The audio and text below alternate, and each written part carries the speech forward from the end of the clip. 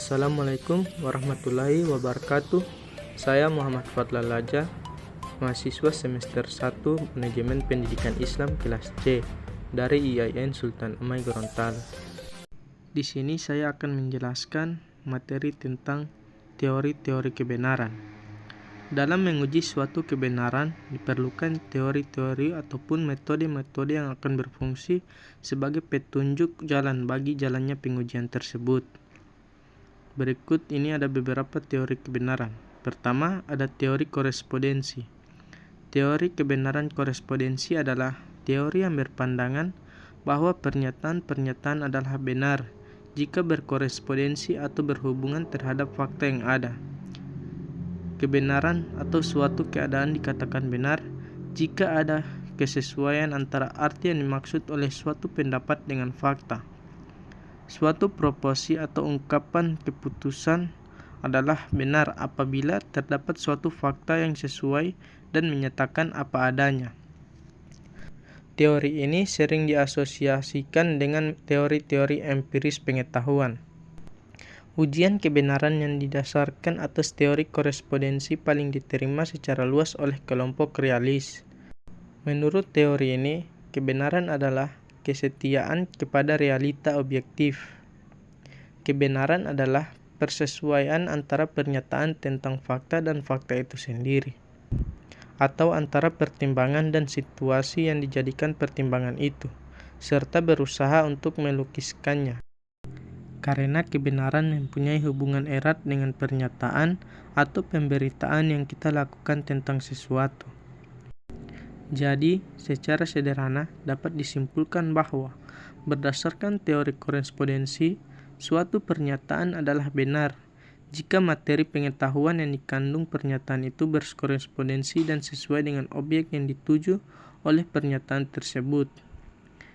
Misalnya, jika seorang mahasiswa mengatakan matahari terbit dari timur, maka pernyataan itu adalah benar, sebab pernyataan tersebut bersifat faktual atau sesuai dengan fakta yang ada bahwa matahari terbit dari timur dan tenggelam di ufuk barat.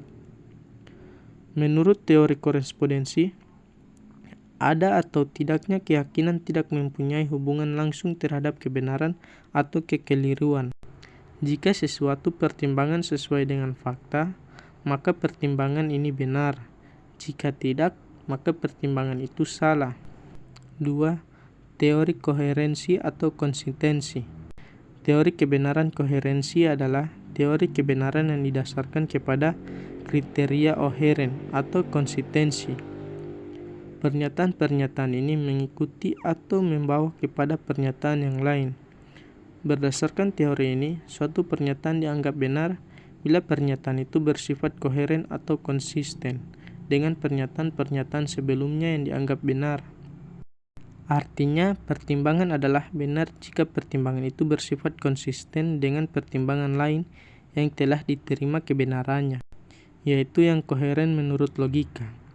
Suatu kebenaran tidak hanya terbentuk karena adanya koherensi atau konsistensi antar pernyataan dan realitas saja, akan tetapi juga karena adanya pernyataan yang konsisten dengan pernyataan sebelumnya. Dengan kata lain, suatu proposisi dilahirkan untuk menyikapi dan menanggapi proposisi sebelumnya secara konsisten serta adanya interkoneksi dan tidak adanya kontradiksi antara keduanya. Misalnya, bila kita menganggap bahwa maksiat adalah perbuatan yang dilarang oleh Allah, adalah suatu pernyataan yang benar, maka pernyataan bahwa mencuri adalah perbuatan maksiat, maka mencuri dilarang oleh Allah, adalah benar pula, sebab pernyataan kedua adalah konsisten dengan pernyataan yang pertama. Kelompok idealis seperti Plato juga filsuf-filsuf modern seperti Hegel, Berkeley, dan Royce memperluas prinsip koherensi sehingga meliputi dunia. Dengan begitu, maka tiap-tiap pertimbangan yang benar dan tiap-tiap sistem kebenaran yang parsial bersifat terus-menerus dengan keseluruhan realitas dan memperoleh arti dari keseluruhan tersebut. 3. Teori pragmatik. Teori pragmatik dicetuskan oleh Charles S. Peirce dalam sebuah makalah yang terbit pada tahun 1878 yang berjudul How to Make Ideals Clear. Teori ini kemudian dikembangkan oleh beberapa ahli filsafat yang kebanyakan adalah berkebangsaan Amerika, yang menyebabkan filsafat ini sering dikaitkan dengan filsafat Amerika. Ahli-ahli filsafat ini diantaranya adalah William James, John Dewey, George Herbert Mead, dan C.I. Lewis. Teori kebenaran pragmatis adalah teori yang berpandangan bahwa arti dari ide dibatasi oleh referensi pada konsekuensi ilmiah, personal atau sosial. Benar tidaknya suatu dalil atau teori tergantung kepada peran fungsi dalil atau teori tersebut bagi manusia untuk kehidupannya dalam lingkup ruang dan waktu tertentu. Teori ini juga dikenal dengan teori problem solving. Artinya teori yang dengan itu dapat memecahkan segala aspek permasalahan. 4. Kebenaran suatu pernyataan harus bersifat fungsional dalam kehidupan praktis. Menurut teori ini, proposisi dikatakan benar sepanjang proposisi itu berlaku atau memuaskan. Apa yang diartikan dengan benar adalah yang berguna, dan yang diartikan salah adalah yang tidak berguna. Bagi para pragmatis, batu ujian kebenaran adalah kegunaan, dapat dikerjakan, dan akibat atau pengaruhnya yang memuaskan. Teori ini tidak mengakui adanya kebenaran yang tetap atau mutlak. Francis Bacon pernah menyatakan bahwa ilmu pengetahuan harus mencari keuntungan-keuntungan untuk memperkuat kemampuan manusia di bumi. Ilmu pengetahuan manusia hanya berarti jika nampak dalam kekuasaan manusia. Dengan kata lain, ilmu pengetahuan manusia adalah kekuatan manusia. Hal ini membawa jiwa bersifat eksploitatif terhadap alam, karena tujuan ilmu adalah mencari manfaat sebesar mungkin bagi manusia. 5. Teori performatif.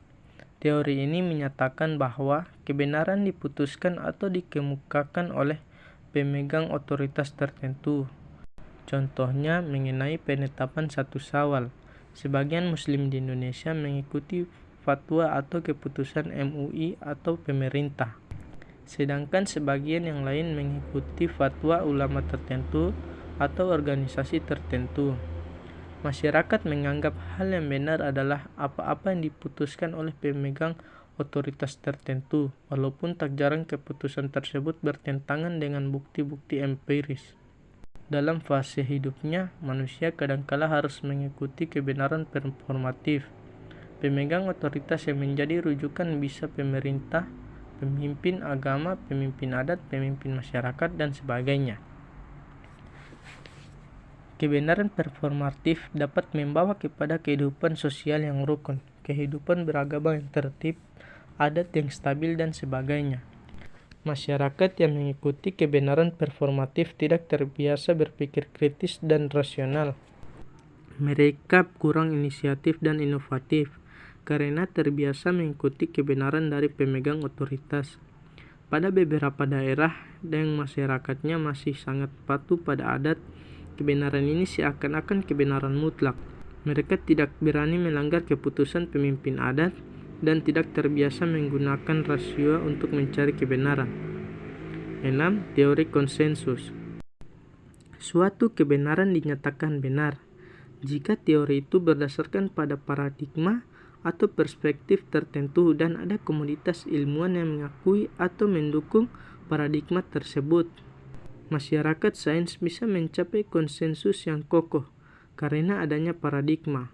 Sebagai komitmen kelompok, paradigma merupakan nilai-nilai bersama yang bisa menjadi determinan penting dari perilaku kelompok, meskipun tidak semua anggota kelompok menerapkannya dengan cara yang sama. Paradigma juga menunjukkan keanekaragaman individual dalam penerapan nilai-nilai bersama yang bisa melayani fungsi-fungsi esensial ilmu pengetahuan. Paradigma berfungsi sebagai keputusan reduktif yang diterima dalam hukum tak tertulis. Adanya perdebatan antar paradigma bukan mengenai kemampuan relatif suatu paradigma dalam memecahkan masalah, tetapi paradigma mana yang pada masa mendatang dapat menjadi pedoman riset untuk memecahkan berbagai masalah secara tuntas.